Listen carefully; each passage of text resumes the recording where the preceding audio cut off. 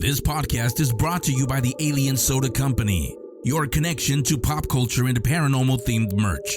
AlienSodaCompany.shop for all things out of this world. All right, let's dive into the fascinating world of the Mothman. Let's talk about it on this episode of the Paranormal Mind podcast.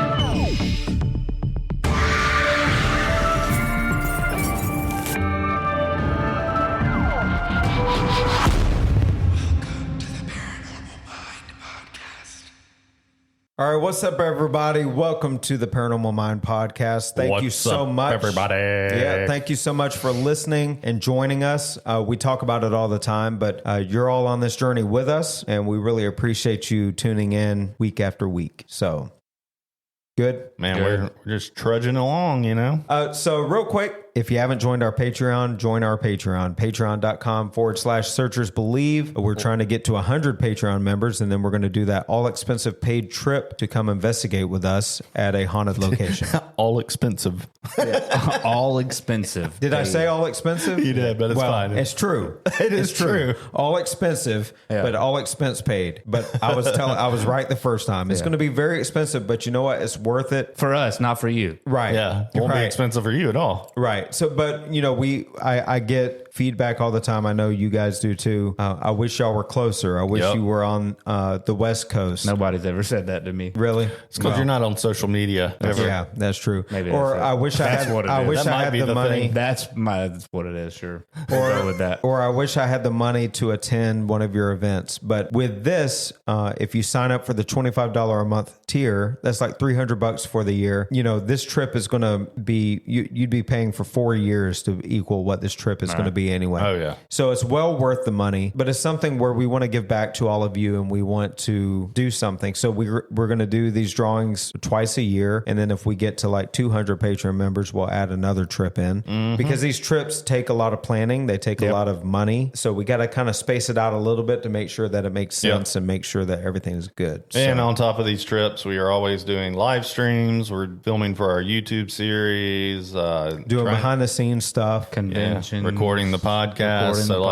Giveaways, all kinds of stuff. We have to space them out because of that as well. So, all right. So the Mothman. We're going to talk about it. This creature has captured our imaginations like few others. Who's the becoming Mothman? a modern American myth. Yeah, tell me about the Mothman. No, that refuses to fade away. So what's the deal with the Mothman and why are we so obsessed? well, he's a moth and he's a man. Yeah, he's the Mothman. And I recently learned yesterday he's got a fat old ass. thick ass. Let me tell you something. Anybody who's been to Point Pleasant, West Virginia, who's seen the Mothman statue, Look at the dump truck on that thing. The Mothman has a badonk. He's got a fat old ass, and that's all I need to know. My question is why are you staring at the Mothman's ass? Because he's got an ass crack that will not Yeah, quit. you could credit card that thing all day. Credit card swipe Approved. Look, if you're listening to this and you've never seen the backside of the Mothman statue, I highly recommend Googling So that thing. so don't listen to all the factual stuff that we talk about. Go Just look worry at about the that ass. Mothman's ass and go check it out. I mean, you see If that's not enough to get you to book a hotel in Point Pleasant, West Virginia, to go look at I don't that know fat what old will ass, be. then nothing will. You say that, but when you get there, you're gonna be like, "Damn, that's a fat ass." I've seen them. They're right. All right. All right. So let's get into it. All right. It all started back in the late 1960s in Point Pleasant, West Virginia. The first sightings of this winged enigma emerged, leaving witnesses bewildered and intrigued. So picture this. There's 5 dudes digging a grave in a cemetery, and suddenly they spot a massive winged creature with glowing red eyes. Talk about a chilling experience. But that was just the beginning. The Mothman sightings multiplied, and theories about its origin ran wild. Some believed it was a foreboding omen, a harbinger of doom. Others connected it to extraterrestrial life and UFOs, throwing Men in Black into the mix. Of course, skeptics dismissed it as a hoax or mere mass hysteria. area, but that didn't stop the Mothman from leaving his mark. Now, here's where things get really intriguing. The Mothman sightings coincided with a tragic event, the collapse of the Silver Bridge in Point Pleasant. This catastrophic accident claimed 46 lives and 2 bodies were never recovered. Writer John Keel, who had a penchant for the paranormal, linked the bridge collapse to the Mothman sightings in his book, The Mothman Prophecies. He spun tales of premonitions and connections to UFOs, igniting widespread interest. And boy, did the Mothman frenzy take off. Point Pleasant became a hotbed of curiosity, with tourism soaring and a yearly Mothman festival drawing thousands of enthusiasts. They even erected a towering statue of the creature, which we've been talking about as badonkadonk ass,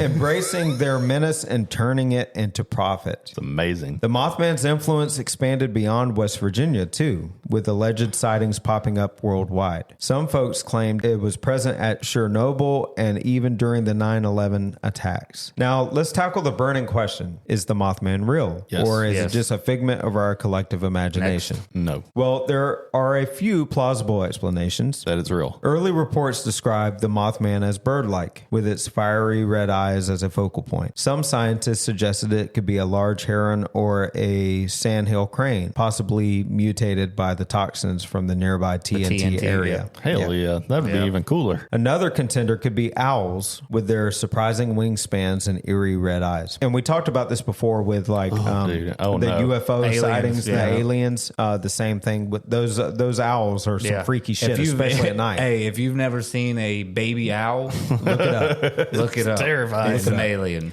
All right, but here's the kicker, okay? Mass hysteria likely played a role in the Mothman phenomena. When a community experiences a disturbance, it can trigger an unconscious response, leading to the creation of urban legends and folklore. So perhaps a few startled souls encountered a peculiar bird, and the collective imagination conjured the Mothman to explain the inexplicable. I mean, is it any weirder that it would be a bird that's been deformed by... Right.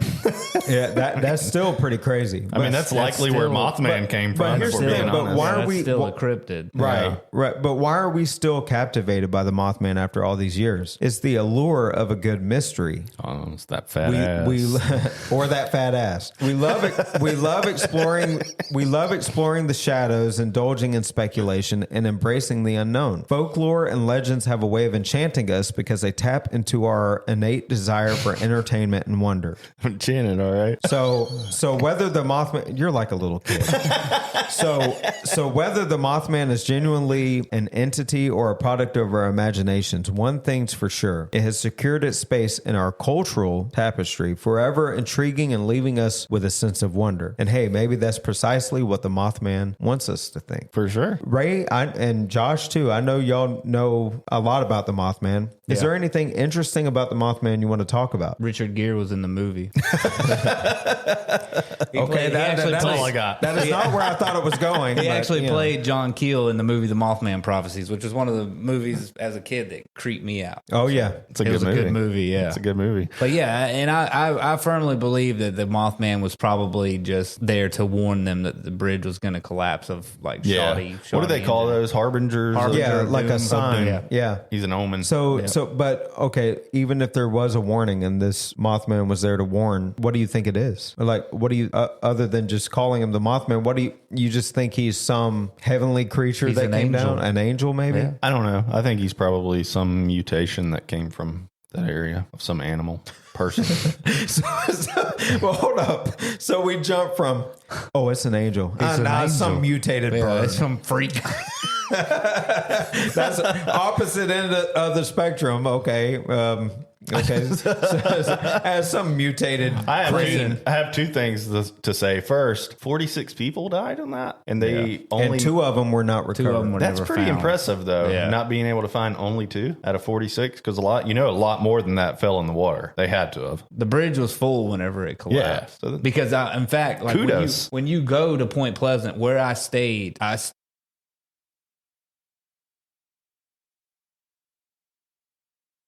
And so like you can throw like a rock and like hit Ohio from Point Pleasant. So like I actually drove across the Silver Bridge to get to my hotel. So it's the same exact bridge. Let me that ask collapsed. you, did you think that, man, this thing could collapse? Oh yeah, both minute. of my sons were like, "Isn't this the same bridge?" That I was like, Yes, yeah. it is. We're gonna hang out here. They built it back better and stronger. Well, that's good. Yeah. That's good. Because there's different color bridges up there in that area. Like each bridge, like the silver bridge. I think there's a yellow bridge, a red bridge, a green bridge. So like The second thing is, I want to shake the hand of the guy that sculpted that moth. yeah.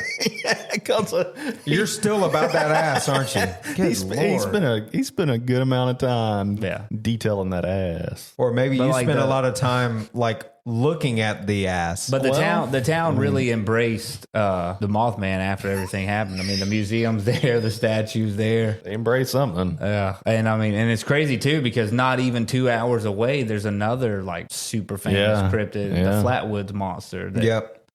The other thing about this is Appalachia, and I recently learned, and this is probably dumb of me, that the Appalachia area actually is like billions and billions of years old. Do y'all know that? No. Those mountains, the reason that they're all round and everything is because they have been flattened and rounded like 3 times now. So over time, if mountains are sharper like rocks, they're actually younger in lifespan. I had no clue. And this is what happens when your wife reads a gazillion books, right? Yeah, it is. So the Appalachian Mountains are actually insanely old. Like they have existed. So what do you think? There's creatures out there that we haven't even discovered yet because of the age of the mountains in the area, or what? There's some crazy stories out there in Appalachia. And I think you can visit the TNT area too. Where you can. Well, if you find somebody that knows where it is, they'll take you out there. Yeah. So have they had any modern day sightings of the Mothman? Yeah, there was just one. I don't know how long ago it was, but there was one in Chicago where a woman and her daughter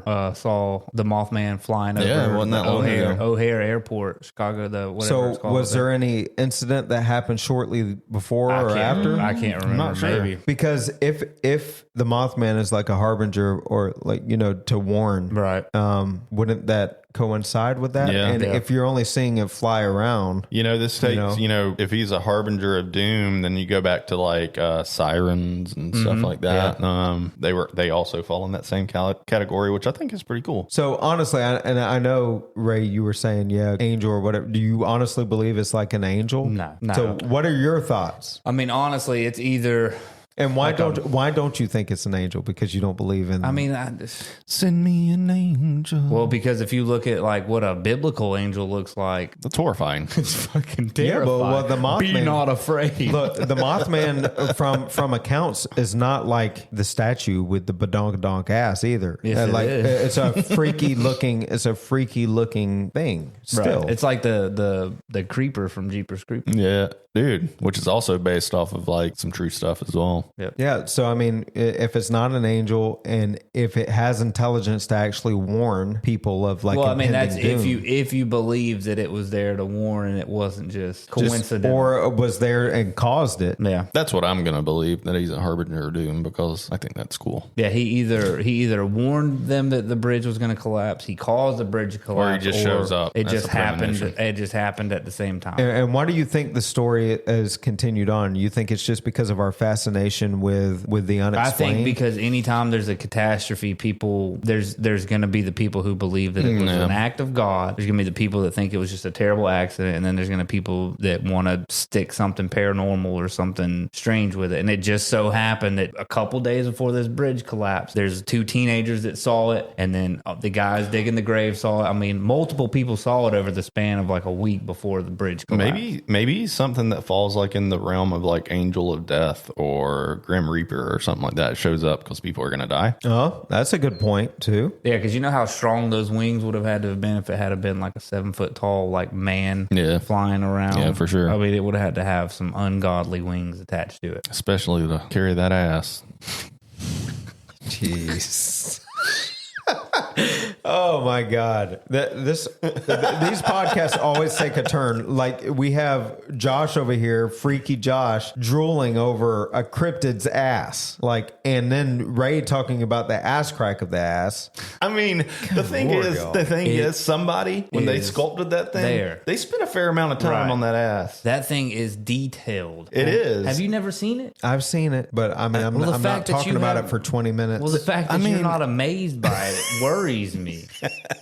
It's a person that sculpted an ass. I mean, I don't. What else am I supposed to say? But if he put, he should have put a little more detail in the rest of it, and a little less detail into the ass. If he didn't want people talking about it. Does the Flatwoods monster have a flat ass? No, I don't know. No, it's like a round. Is there a looks like it's statue wearing of him? a dress. All right. So again, I need to y'all are looking at observe. cryptids' asses The a little more Flatwoods than I'm monster. comfortable The Flatwoods monster reminds me a little more of the aliens from Independence Day. Okay. Yeah. Similar to that, but it almost looks like they're in their own little craft. Like they have their own little flying saucer that it's inside of. I feel like they'd be like cute. Yeah, but Like I think they're evil. Oh, well, okay. That's fine. So here's a question: like, if we had the opportunity To meet the Mothman. not to I meet, would sign me up. So would y'all actually go? Because Ray, you were talking about as a child, Mothman prophecies, it really freaked you out and scared you and stuff.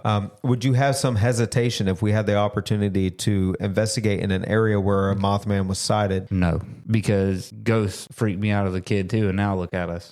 Right? Here we are. Well, true. I mean, I'm just saying, like, you can't, like... But our understanding of what we think ghosts or spirits are is a little bit different than, like, a cryptid creature that could come out and tear you apart. I would absolutely go on a cryptid hunt. So, that goes to say, I want to see if we can try to set that up. Yeah. Yeah. And shoot ya. Look, we can go to the Pacific Northwest, and, I mean, we'll be there, technically, in the next month or so. Yeah. We can... I know, man. If we could spend, like, weeks out there, so many things we could check out. Well, and that's the goal in the long term, is to get out there where we can go on this search and bring you along for the journey everywhere we go. Yeah. Like right now, because of our schedules and everything and what we're doing, it makes it difficult. But if we have time freed up and it's not, the 9 to 5 and everything else doesn't get in the way, then we can actually go out and produce a lot more content and do a lot more stuff. And that's kind of why we push the Patreon and stuff. It's not begging for money, but you supporting us really helps us get out there and bring you along, maybe show you things that you haven't seen before. Maybe you get to see the badonkadonk ass of the Mothman. See, you've never seen it. How many episodes have you watched about the Mothman, and none of them talk about his ass? Yeah. Disrespectful. I think it's disrespectful how much you talk about it. But is it? He's probably cheering us on right now. That, or he's waiting until you walk outside. Yeah. Take me. Freaky Josh. Hashtag Freaky Josh. I think that needs to be a thing, because you're making me a little bit uncomfortable right now. Now. Watch where those hands go. Jeez. But anyway, any last things you want to talk about as far as the Mothman goes? I know this is a shorter episode, but I wanted to talk about it because I know, Ray, your fascination with it all. Well, I mean, the thing about the Mothman is, like, there was a lot of detail that we really didn't even touch on. Well, go into a little bit of it. Well, I mean, I'd have to look it all up. Yeah, there are. I mean, there's a lot of experiences people have had. Yeah, there's a lot of things that happened after the Mothman sightings that happened to John Keel and all that. A lot of witnesses, too, that have seen these. I mean, like, the reason why the Men in Black are around is because, like, after John Keel went to Point Pleasant and, like, started writing the book and stuff, I mean, he was getting visits from, like, he described them as, like, Men in Black, but he said they were, like, all white, had no lips, had no discernible features. Like, it almost looked like their lips were drawn on and, like, their eyebrows were drawn on. They just looked like just white figures with glasses on. And now, were they all associated with the Mothman? Or no, was they were just telling him, they were like, look, whatever you're doing, you need to fucking stop. Yeah, you'd have viewed them as like government entities at that time. Now, whether or not they actually are with the government, Men in Black is a whole different topic that needs to be discussed, because it's weird. We will get there on a future episode. But, talking about John Keel, and they're saying, hey, you need to shut up and whatever. We're experiencing some of that today. Like, we do have a whistleblower that talks about saying that he's got some stuff that's and the thing about him is nobody's saying that he's lying. lying, except for people who are paid to say that he's lying. It's these rich old people that are saying, "Hey, he's full of crap." Like the main dude, I can't remember his name. The main guy that's saying that Richard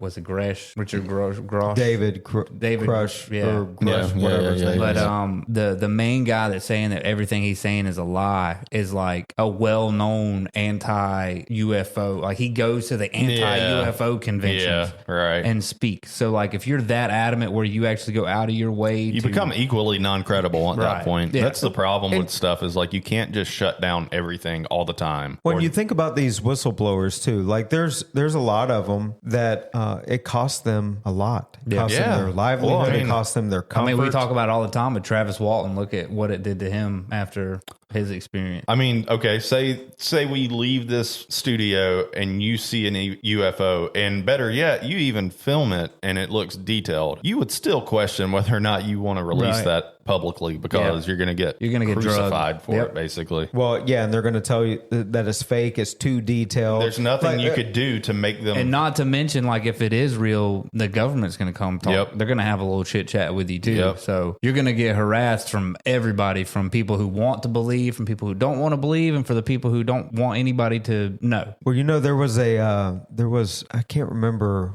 which one it was, but there was a documentary where it was talking about UFO sightings and how this lady for years didn't say anything because of that very thing. And it all happened in the same span of each other, the same area. I'm trying to think of what that was. I can't remember. She didn't speak up. So it makes you wonder how many people out there are experiencing things like the Mothman, like UFOs. Well, it's like the story of, I think his name was Stan Romanek. He had a documentary called Extraordinary. He claimed that he was being harassed by aliens. Like he had so many UFO sightings in his life. I mean, it was like dozens where he would just pull out his camera and film, and there'd be like 3 dots in the sky. Same as Whitley Strieber. Whitley Strieber, Or Strieber, yeah. But Stan Romanek, one time he had like security camera footage of like a beam coming down and like scorched the side of his house and like burned the side of his house. And he said that he saw the footage, and the next morning he went out there to film in the daytime stuff, and there was already a crew out there taking the paneling off the side of his house and redoing it. And they said, yeah, the owner of the house that you're renting called us and told us. So he called them, and they were like, we don't know what you're talking about. But they were already out there removing the paneling and fixing it and everything. So they could take that paneling back. So they could take that paneling back. And he ended up, now this is where the story gets kind of tricky, is he ended up, I think he's on trial or he got convicted of like having some naughty stuff. Dang, man. But at the same time, you don't know whether it's true. It could have been planted. Right, it could have been planted to make him look like he's so to discredit. Yeah, if you want to discredit somebody, there's no easier way than to get them to be put on trial for something that they didn't do. And make no mistake, the government watches this stuff. If that's not enough proof for you, they're paying attention. Yeah, and that's scary because if you think about it, it's like what is out there that we don't know exactly, and why are they hiding it? And my thing is even with all of this stuff that's coming out, it's still only the stuff that they're letting us know about. They're not telling us everything. They can claim that it's all going to be open to the public, but it's going to be whatever we will let you. And that's the thing, right? Is like that's why they pay attention to it. It's because they do know something that we don't, and they're making sure that we only know certain things. Because what's the better way to control information if you're the one giving it? Right. The people who actually know all of the real secrets, like your like Bob Lazar. Yeah. Yep. Look at like when he was filming his documentary, like within days of starting, he was raided by the FBI twice. You know what? And that's a good point too that Josh was talking about is like if you have power, you have influence, you have the money, you kind of control the narrative. How much information you control the narrative for sure. You control how much information's out, how much you want to be out, how much you want to be concealed. And that's a very scary thing because there's, again, like I said before, there's probably countless people that maybe did make claims that were told you better shut your mouth. Oh yeah. You better not tell this portion of what's going on. Well, since you've said it to a group of people, we'll we'll allow you to say this much, but you better not say this portion of it. Well, think about it, you man. know? It's if any of it is real, if there's a sliver of truth to anything that anybody experiences, all of it falls in the realm of national security. Yep. Which makes it where they will make it classified forever. You'll never know about The it. people who have legitimate alien encounters, and Exactly. most of them are not saying anything. That's why when we have all this new UAP stuff, and they're being more open about it now publicly than I think really ever. Ever, yeah.